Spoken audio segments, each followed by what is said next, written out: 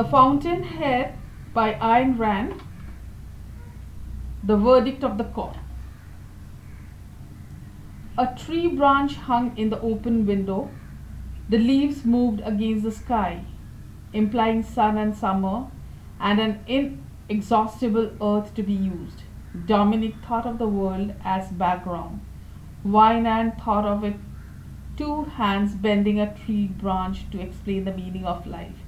The leaves drooped, touching the spires of New York's skyline. Far across the river, the skyscrapers stood like shafts of sunlight, washed white by distance of summer, a crowd filled with country courtroom, witnessing the trial of Howard Rourke. Rourke sat at the defense table. He listened calmly. Dominic sat in the third row of spectators. Looking at her, people felt as if they had seen a smile. She did not smile. She looked at the leaves in the window. Gail Wynand sat at the back of the courtroom. He had come in alone when the room was full. He had not noticed the stairs and the flash bulbs exploding around him. He had stood in the aisle for a moment, surveying the place as if there were no reason why he should not survey it. He wore a grey summer suit and a Panama hat with a drooping brim turned up at one side. His glance went over Dominic as over the rest of the courtroom. When he sat down, he looked at Rourke. From the moment of Wynand's entrance, Rourke's eyes kept returning to him. Whenever Rourke looked at him, Wynand turned away. The motive which the state proposes to prove, the prosecutor was making his opening address to the jury, is beyond the realm of human emotions. To the majority of us, it will appear monstrous and inconceivable. Dominic sat with Mallory, Heller, Lansing, Enright, Mike, and Guy Franken. To the shocked disapproval of his friends across the aisle, celebrities formed a comet. From the small point of Ellsworth Toohey, well in front, a tail of popular names stretched through the crowd: Louis Cook, Gordon, L. Prescott, Gus Webb, Lancelot Clokey, Ike, Jules Fogler, Sally Brent, Homer Staunton, Michael Layton. Even as the dynamite which swept the building away, his motive blasted all sense of humanity out of this man's soul. We are dealing, gentlemen of the jury, with the most vicious explosive on earth, the egotist. On the chairs, on the window sills, in the aisles pressed against the walls, the human mass was blended like a monolith except for the pale ovals of the faces. The faces stood out, separate, lonely, no two alike. Behind each there were the years of a life lived or half over, effort, hope, and an attempt, honest or dishonest, but an attempt. It had left on all a single mark in common: on lips smiling with malice, on lips loose with renunciation, on lips tied with uncertain dignity, on all the mark of suffering. In this day and age, when the world is torn of gigantic problems, seeking an answer to questions that hold the survival of man in the balance, this man attached such a vague, intangible, such an unessential as his artistic opinions sufficient importance to let it become his sole passion and the motivation of a crime against society. The people had come to witness a sensational case, to see celebrities, to get material for conversation, to be seen, to kill time. They would return to unwanted jobs, unloved families, unchosen friends, to drawing rooms, even evening clothings, cocktail glasses, and movies, to unadmitted pain, murdered hope, desire left unreached, left hanging silently over a path on which no step was taken. 2 days of effort not to think, not to say, not to forget, and give in and give up. But each of them had known some unforgotten moment. A morning when nothing had happened, a piece of music heard suddenly and never heard in the same way again. A stranger's face seen in a bus, a moment when each had known a different sense of living, and each remembered other moments on a sleepless night. On an afternoon of steady rain in a church in an empty street at sunset, when each had wondered why there was so much suffering and ugliness in the world. They had not tried to find the answer, and they had gone on living as if no answer were necessary. But each had known a moment when, in lonely, naked honesty, he had felt the need of an answer. A ruthless, arrogant egotist who wished to have his own way at any price. 12 men sat in the jury box. They listened, their faces attentive and emotionless. People had whispered that it was a tough looking guy and a tough looking jury. There were two executives of industrial concerns, two engineers, a mathematician, a truck driver, a bricklayer, an electrician, a gardener, and three factory workers. The impaneling of the jury had taken some time. Rourke had challenged many talesmen. He had picked these 12. The prosecutor had agreed, telling him this was what happened when an amateur undertook to handle his own defense. A lawyer would have chosen the gentlest types, those most likely to respond to an appeal for mercy. Rourke had chosen the hardest faces.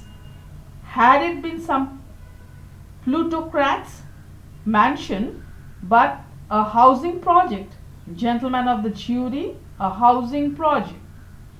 The judgment sat erect on the tall bench. He had grey hair and the stern face of an army officer, a man trained to serve the society, a builder who became a destroyer.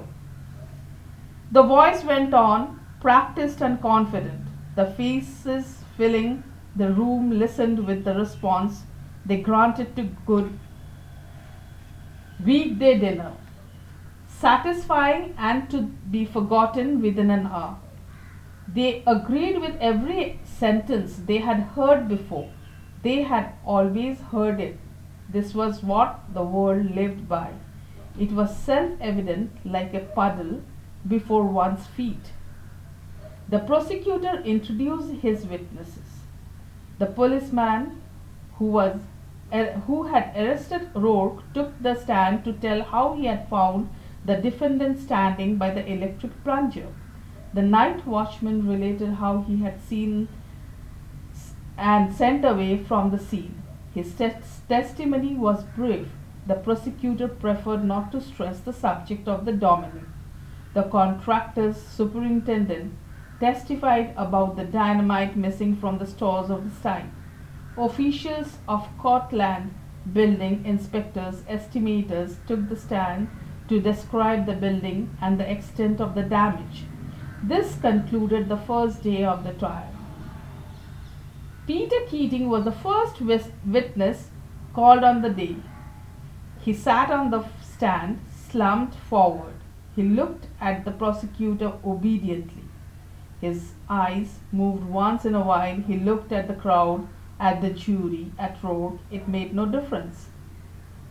Mr. Keating, will you state under oath whether you designed the project ascribed to you known as Cortlandt Homes? No, I didn't. Who designed it? Howard Rourke. At whose request? At my request. Why did you call on him? Because I was not capable of doing it myself. There was no sound of honesty in the voice. Because there was no sound of effort to pronounce a truth of such nature, no tone of truth or falsehood, only indifference. The prosecutor handed him a sheet of paper. Is this the agreement you signed? Keating held the paper in his hand. Yes. Is that Howard Rourke's signature? Yes.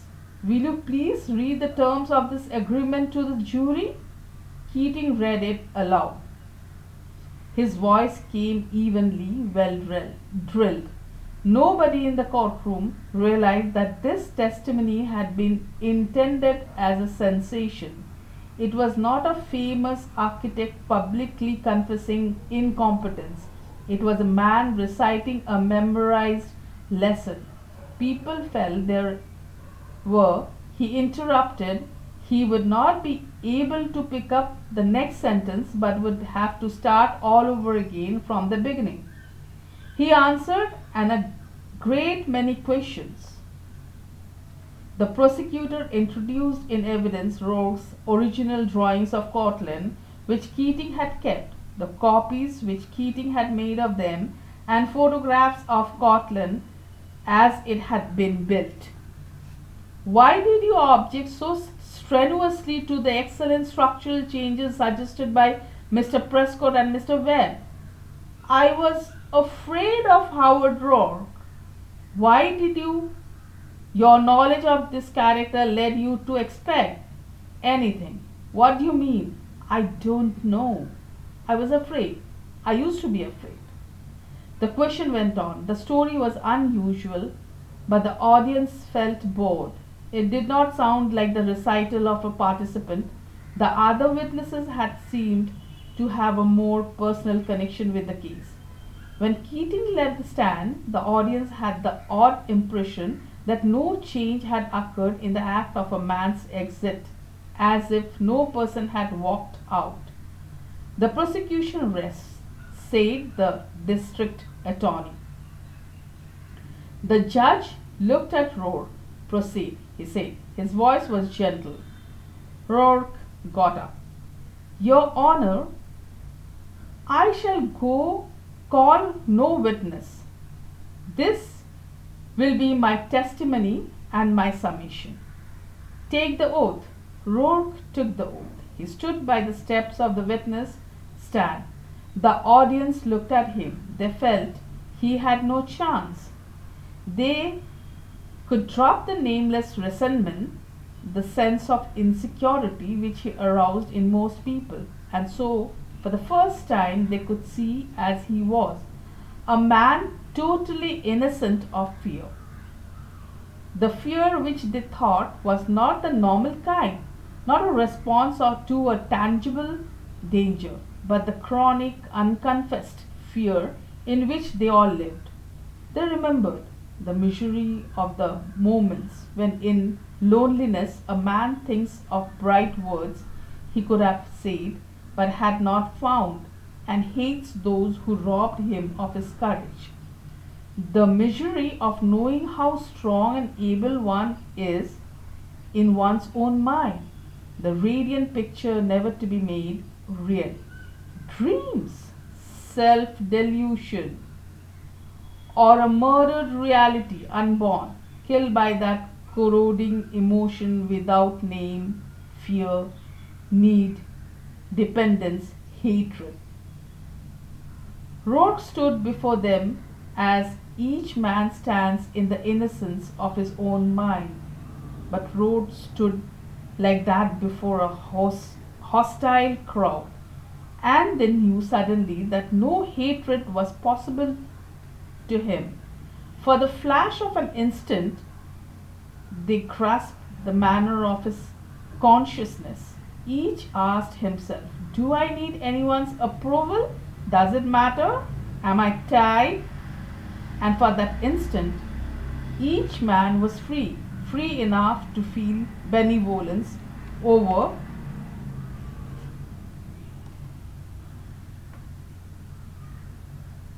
for every other man in the room. It was only a moment, the moment of silence, when Rohr was about to speak. Thousands of years ago, the first man discovered how to make fire. He was probably burnt at stake. He had taught his brothers to light. He was considered an evil doer who had dealt with a demon mankind dreaded. But thereafter men had fire to keep them warm, to cook their food, to light their caves. He had left them a gift that they had not conceived, and he had lifted the darkness of the earth. Centuries later, the first man invented the wheel. He was probably torn on the rack he had taught his brothers to build. He was considered a transgressor who ventured into forbidden territory, but thereafter men could travel past any horizon. He had left them a gift they had not conceived, and he had opened the roads of the world. The man, the unsubmissive and first, stands in the opening chapter of every legend mankind has recorded about its beginning. Prometheus was changed to rock and torn by vultures because he had stolen the fire of the gods. Adam was condemned to suffer because he had eaten the fruit of the tree of knowledge. Whatever the legend, somewhere in the shadows of its memory, mankind knew that its glory began with one, and that the one paid for his courage. Throughout the centuries, there were men who took first steps down new roads, armed with nothing but their own vision. Their goals differed, but they all had this in common: that the step was first, the road new, the vision unborrowed, and the response they received hatred. The great creators, the thinkers, the artists, the scientists, the inventors stood alone against the men of the time. Every great new thought was opposed. Every great new invention was denounced. The first motor was considered foolish. The airplane was considered impossible. The power loom was considered vicious. Anesthesia was considered sinful. But the men of unborrowed vision went ahead. They fought, they suffered, and they paid. But they won. No creator was prompted by a desire to serve his brothers, for his brothers rejected the gift he offered, and that gift destroyed the slothful routine of their lives. His truth was his only motive, his own truth, and his own work to achieve it in his own way.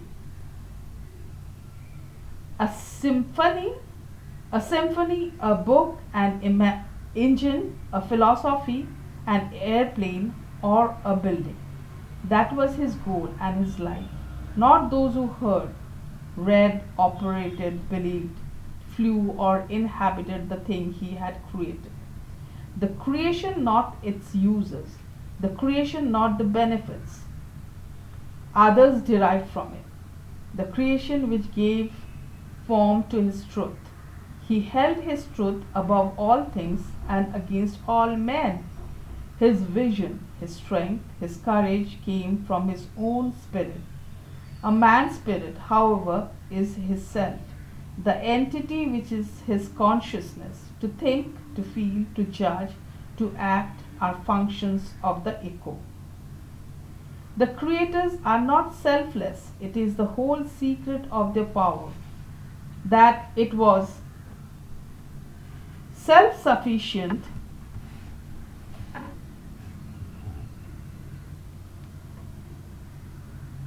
self-motivated, self-generated, a first cause, a fountain of energy, of life force, a prime mover. The creator served nothing and no one. He had lived for himself, and only for living himself Was he able to achieve the things which are the glory of mankind?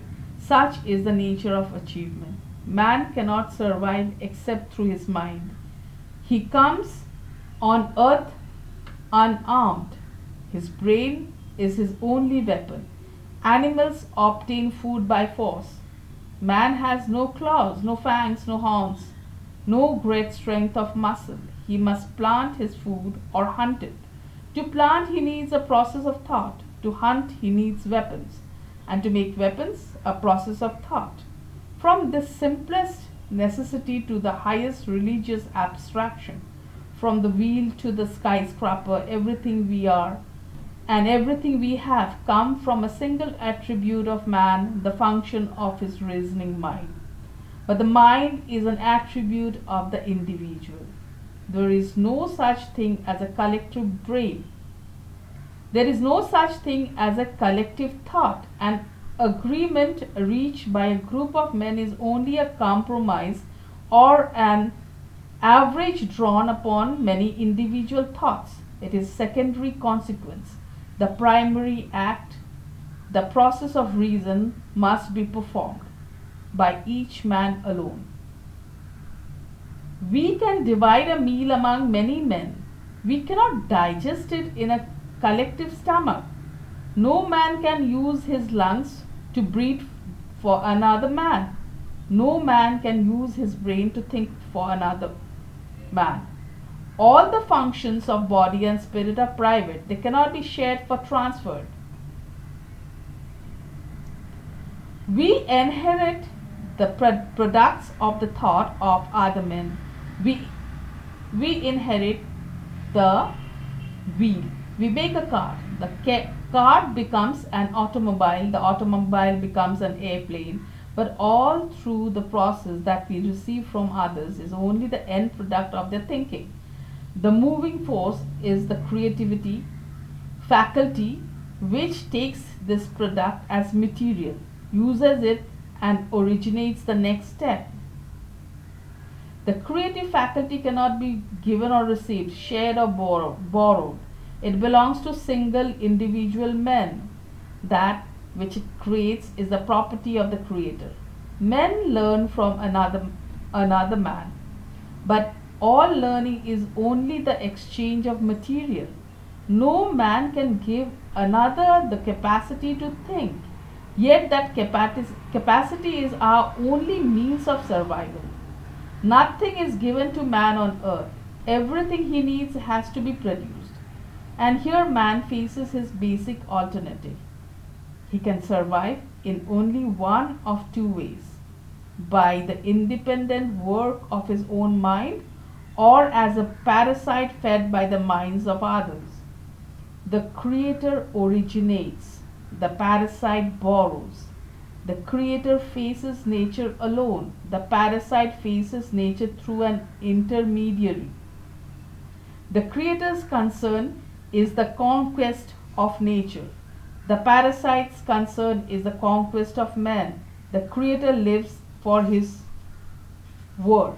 He needs no other man. His primary goal is within himself. The parasite lives second hand. He needs others. Others become his prime motive. The basic need of the creator is independence. The reasoning mind cannot work under any form of compulsion. It cannot be curbed, sacrificed, or subordinated to any consideration whatsoever. It demands total independence in function and in motive. To a creator, all relations with men are secondary. The basic need of the second-hander is to secure his ties with men. In order to be fed, he placed relations first. He declares that man exists in order to serve others. He preaches altruism. Altruism is the doctrine which demands that man live for others and place others above self. No man can live for another. He cannot share his spirit just as he cannot share his body. But the second hander has used altruism as a weapon of exploitation. and reverse the base of mankind's moral principles. Men have been taught every percent that destroys the Creator. Men have been taught dependence as a virtue. The man who attempts to live for others is a dependent. He is a parasite in motive and makes parasite of those he serves. The relationship produces nothing but mutual corruption. It is possible in concept. The nearest approach to it in reality, the man who lives to serve others is the slave. If physical slavery is repulsive, how much more repulsive is the concept of servility of the spirit? The conquered slave has a vestige of honor. He has the merit of having resisted and of considering his condition evil. But the man who enslaves himself voluntarily in the name of love is the basest of creatures. He degrades the dignity of man, and he degrades the conception of love. But this is the essence of altruism. Men have been taught that the highest virtue is not to achieve but to give. Yet one cannot give that which has not been created. Creation comes before distribution, or there will be nothing to distribute. The need of the Creator comes before the need of any possible beneficiary. Yet we are taught to admire the second-hander who dispenses gifts he has not produced above the man who had made the gifts possible. We praise an act of charity. We shrug at an act of achievement. Men have been taught that their first concern is to relieve the suffering of others. But suffering is a disease. Should one come upon it and tries to give relief and assistance, to make the highest test of virtue is to make suffering the most important part of life. The man must wish to see others suffer in order that he may be virtuous. Such is the nature of altruism. The Creator is not concerned with disease, but with his life. Yet, the work of the Creator has eliminated one form of disease after another in man's body and spirit, and brought more relief from suffering than any altruist could ever conceive. Men have been taught that it is a virtue to agree with others, but the Creator is a man who disagrees. Men have been taught that it is a virtue to swim with the current, but the Creator is a man who goes against the current. When man has been taught that it is a virtue to stand together, but the Creator is a man who stands alone. Man have been taught that the ego is the synonym of evil and selflessness the ideal of virtue, but the Creator is the egotist in the absolute sense, and the selfless man is the one who does not think, feel, judge, or act. These are functions of the self. Here, the basic reversal is most deadly. The issue has been perverted, and man has been left to no alternative and no freedom. As poles of good and evil, he was offered two conceptions: egotism and altruism. Egotism was held to mean the sacrifice of others to self, altruism the sacrifice of self to others. This tied man irrevocably to other man and left him nothing but a choice of pain. His own pain borne by the sake of others, or pain inflicted upon others for the sake of self. When it was added that man must find joy in self-immolation, the trap was closed. Man was forced to accept masochism as his ideal, under the threat that sadism was his only alternative. This was the greatest fraud ever perpetuated on mankind. This was a device by which dependence and suffering were perpetuated as fundamentals of life. The choice is not self sacrifice or domination, the choice is independence or dependence. The code of the creator or the code of the second hander. There is the basic issue. It rests upon the alternative of life or death. The code of the creator is built on the needs of the reasoning mind, which allows man to survive. The code of the second hander is built on the needs of a man incapable of survival. All that which proceeds from man's independent ego is good. All that which proceeds from man's dependence upon men is evil. The egotist, in the absolute sense, is not the man who sacrifices others. He is the man who stands above the need of using others in any manner.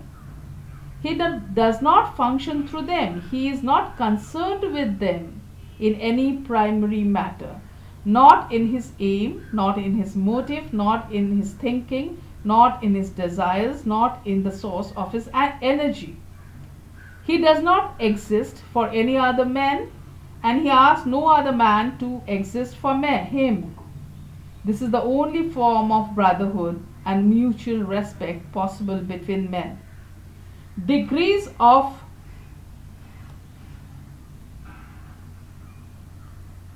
ability vary, but the basic principle remains the same. The degree of man's dependence, initiative, and personal love for his work determines his talent as a worker and his worth as a man. Independence is the only gauge of man, virtue, and value. What a man is and makes of himself, not what he has or hasn't done for others. There is no substitute for personal dignity. There is no standard of personal dignity except independence. In all proper relations, there is no sacrifice of anyone to anyone. An architect needs clients, but he does not subordinate his work to their wishes. They need him, but they do not order a house just to give him a commission. Men exchange their work by free, mutual consent, mutual advantage, when their personal interests agree and they both desire the exchange. If they do not desire it, they are not forced to deal with each other. They seek further. This is the only possible form of relationship between equals. Anything else is a relation of a slave to a master or victim to executioner.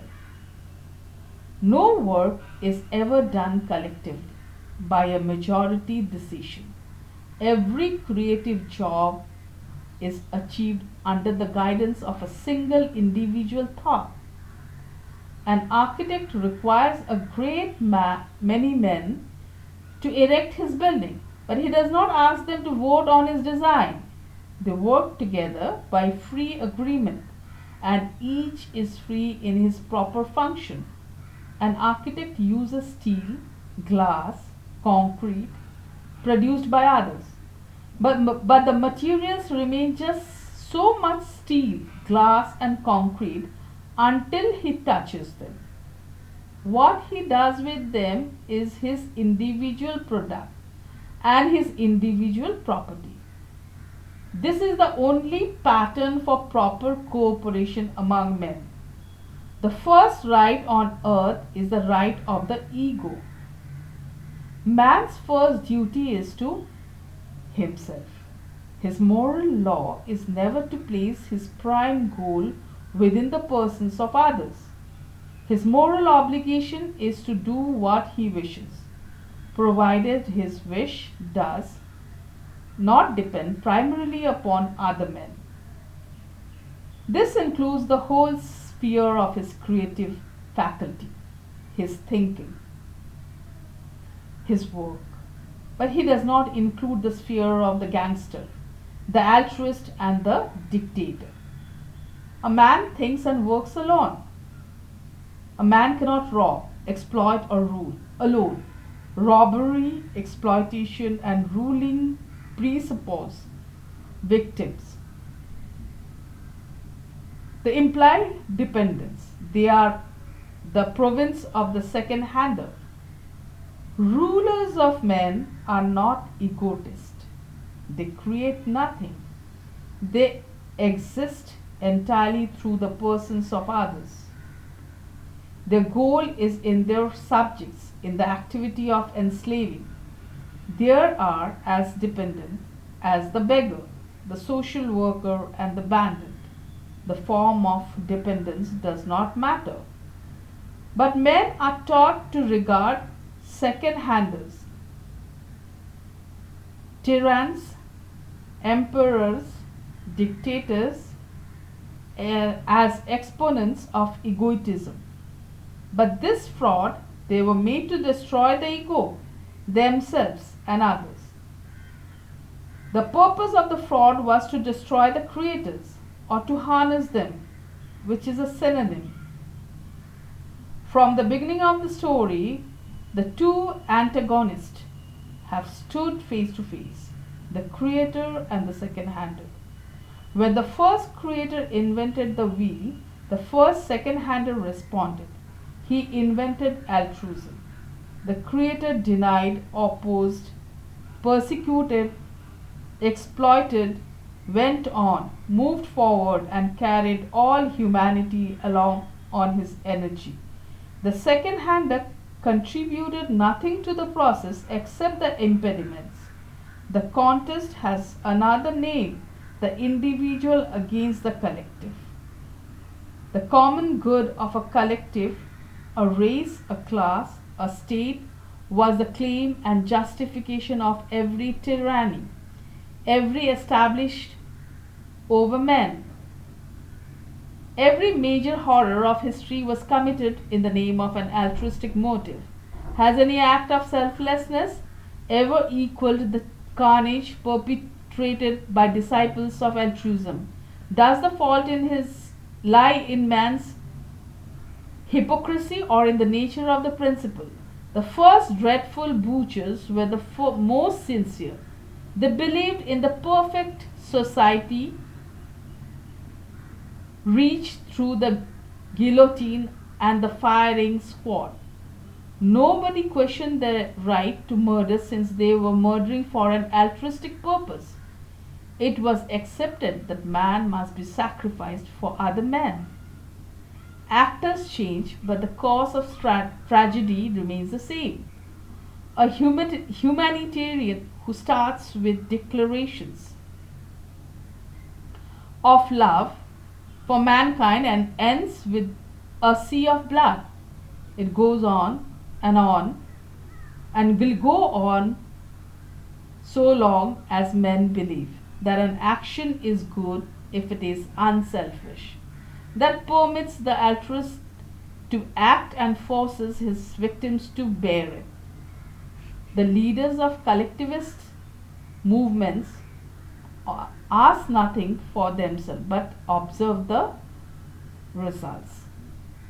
The only good which man can do to one another and the only statement of their proper relationship is hands off. Now, observe the results of a society built on the principle of individualism.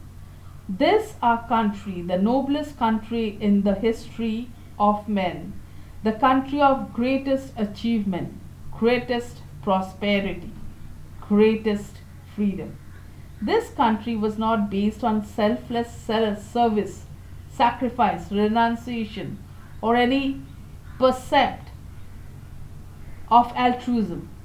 It was based on a man's right to the pursuit of happiness, his own happiness, not anyone else's. A private, personal, selfish motive. Look at the results. Look into your own conscience. It is an ancient conflict. Men have come close to the truth. But it was destroyed each time, and one civilization fell after another. Civilization is the process toward a society of privacy. The savage whole existence is public, ruled by the laws of his tribe. Civilization is the process of setting man free from men. Now, in our age, collectivism, the rule of the second hander and second rater, the ancient monster, has broken loose and is running amok. It had brought man to a level of intellectual independence, indecency, never equaled on earth. It has reached a scale of horror without precedent. It has poisoned every mind. It has swallowed most of Europe. It is engulfing our country. I am an architect. I know what is to come by the principle or which is it is built. We are approaching a world in which I cannot permit myself to live. Now you know why I dynamited Cortland? I designed Cortland. I gave it to you. I destroyed it. I destroyed it because I did not choose to let it exist. It was a double monster in form and in implication. I had to blast both. The form was mutilated by two second-handers who assumed the right to improve upon which they had not made and could not equal. They were permitted to do it by general implications that the altruistic purpose of the building superseded all rights and that I had no claim to stand against it. I agreed to design Cortland for the purpose of seeing it erected as I designed, and for no other reason. That was the price I set for my work. I was not paid. I did not blame Peter Keating. He was helpless. He had a contract with his employers. It was ignored. He had a promise that the structure he offered would be built as designed. The promise was broken.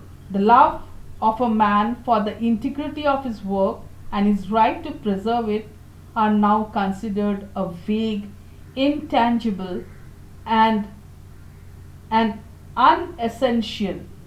You have heard the prosecutor say that. Why was the building disfigured? For no reason. Such acts never have any reason unless it's the vanity of some second-handers who feel they have a right to anyone's property, spiritual or material. Who permitted them to do? No particular among the dozens or in authority. No one cared to permit it or to stop it. No one was responsible. No one can be held to account. Such is the nature of all collective action. I did not receive the payment I asked, but the owners of Cortland got what they needed from me. They wanted a scheme devised to build a structure as cheaply as possible. They found no one else would do it or could do it to their satisfaction. I could, and I did. They took the benefit of my work and made me contribute it as a gift. But I am not an altruist. I do not contribute gifts of this nature. It is said that I have destroyed the home of the destitute. It is forgotten that but for me the destitute could not have had this particular home. Those who were concerned with the poor had to come to me, who have never been concerned in order to help the poor. It is believed that the poverty of the future tenants gave them a right to my work. The need constituted a claim on my life, that it was my duty to contribute anything demanded of me. This is a second-hander, a credo now swallowing the world. I came here to say that I do not recognize anyone right to one immune of my life, not to any part of my energy, not to any achievement of mine, no matter who makes the claim, how large their number or how great their need. I wish to come here and say that I am not a man who does not exist for others. It had to be said. The world is perishing from an orgy of self sacrificing. I wish to come here and say that the integrity of man's creative work is of great importance than any charitable endeavor. Those of you who do not understand this are the men who are destroying the world. I wish to come here and state my terms. I do not care to exist on any others. I recognize no obligations toward men except one, to respect their freedom and to take no part in a slave society. To my country, I wish to give the 10 years which I will spend in jail if my country exists no longer. I will spend them in memory and in gratitude for what my country has been. It will be my act of loyalty, my refusal to live or work in what has taken its place. My act of loyalty to every creator who ever lived and was made to suffer for by the force responsible for the Cortland I dynamited.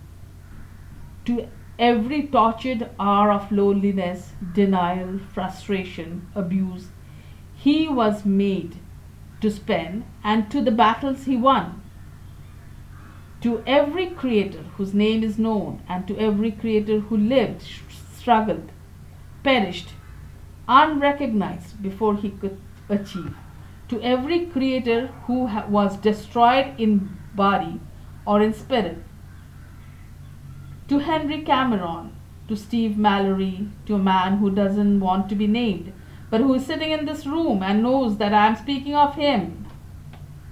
Roar stood, his legs apart, his arms straight at his sides, his head lifted as he stood in an unfinished building. Later, when he was seated again at the defense table, many men in the room felt as if they still saw him standing. One moment's picture that would not be replaced. The picture remained in their minds through the long legal discussions that followed. They heard the judge state to the prosecutor that the defendant had, in effect, changed his plea. He had admitted his act, but had not pleaded guilty of the crime. An issue of temporary legal insanity was raised. It was up to the jury to decide whether the defendant knew the nature and quantity of his act, or if he did, whether he knew that the act was wrong. The prosecutor raised no objection. There was an old silence in the room. He felt certain that he had won his case already. He made his closing address. No one remembered what he said. The judge gave his instructions to the jury. The jury rose and left the courtroom. People moved, preparing to depart without haste. In expectation of many hours of waiting, Wynand at the back of the room and Dominic in front sat without moving. A bailiff stepped to Rourke's side to escort him. Rourke stood by the defense table. His eyes went to Dominic, then to Wynand. He turned and followed the bailiff. He had reached the door when there was a sharp crack of sound and a space of blank silence before people realized that it was a knock at the closed door of jury room. The jury had reached a verdict. Those who had been on their feet remained standing frozen until the judge returned to the bench. The jury filed into the courtroom. The prisoner will rise and face the jury, said the clerk of the court. Howard Rourke stepped forward and stood facing the jury. At the back of the room, Gail Wynand got up and stood also. Mr. Foreman, have you reached a verdict? We have. What is your verdict? Not guilty. The first movement of Rourke's head was not to look at the city in the window, at the judge, or at Dominic. He looked at Wynand. Wynand turned sharply and walked out. He was the first man to leave the court.